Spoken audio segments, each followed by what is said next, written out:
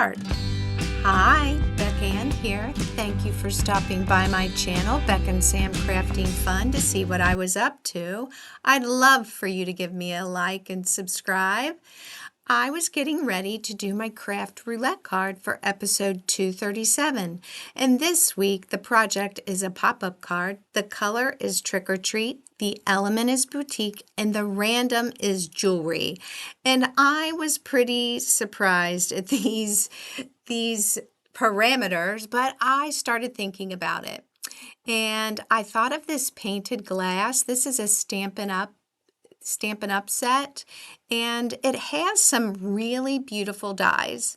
And so I decided I'm going to use this square one, and I think that it's going to work perfect because I think of being outside of a boutique.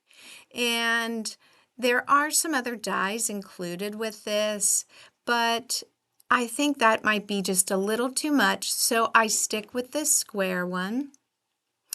And I have this Crafter's Companion Parisian die set, and I thought this will be perfect because when I looked up boutique, food is something that is offered at boutiques, not just clothes and other items. And so I decided outside of the boutique, this lady will be sitting.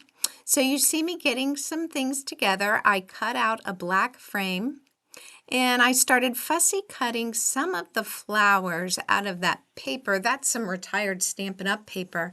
And I had been using it for another project. And so since we have to have trick or treat colors, I'm thinking the yellow and the orange flowers. So I was fussy cutting them out, as you can see here. And just thinking through how I want to plan this scene. So as I fussy cut these out, I want to tell you a little bit more about Craft Roulette. I like to do Craft Roulette every week. It's on every Friday night, and Mary Gunn spins a wheel, and it's a random draw of 4 parameters, and you never know what you're going to get. Now, many of you that watch my channel know that I have done a lot of submissions. This is going to be my 163rd submission. And I have to say, it really, really challenges my creativity. And you just never know what the parameters could be. So like for this week, I was thinking, how in the world am I going to have jewelry and a pop-up card and a boutique and trick-or-treat colors? Well, guess what? I am making it work. So you see me getting ready to fussy cut the rest of those flowers out. Start. So I was just getting the last of the flowers popped up on some foam dots because this is a pop-up card, and I am popping all the flowers up in my little window that I've made here. And you can see that I'm just fiddling with them to get them just the way I want them. And I had already cut out my table and my lady and my chair, and I'm just trying to fit everything into the little scene here. And I'm just playing with them a little bit.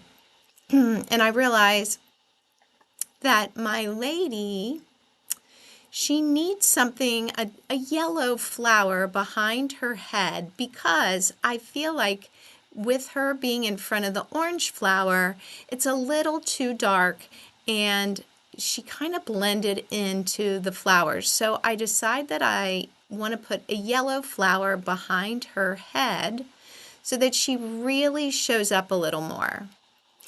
And that's what I'm doing here, is figuring out where I want it. And I put a little glue on it and figure out how to get her just right. And then after I glue that on, I decide I'm going to put her on some foam dots here. And I put some of those on the back of her to have her stand out away from the window of flowers. And I like to put foam dots a lot of times at the top of an image and glue the bottom of them down, and that's what I do here. So I'm getting her glued up and ready to sit on that fancy little chair. Just making sure I get glue in all the spots. And now I sit her down in the chair there. And I start to push her down and realize I want her foot on top of that little table. So I lifted her foot back up and get the glue on. And I will sometimes, when I have something really delicate, use a scrap of paper like that to move the glue around so that I'm able to get it all around. And I get my table in place. And after I do that, I get her little coffee cup adhered to the table. And then I got her little fluffy dog there. I think that's a poodle. I put a dimensional on her as well and get her ready to go on there. And if you look at the white background paper, I decided to use an embossing folder. I feel like sometimes embossing folders work best to give the texture that I need for this card. I wanted it to look like the side of a building, and those were these squares that had diagonal lines on them, so I thought that made for a really fun texture. I just get some glue on my little puppy dog, and down she goes.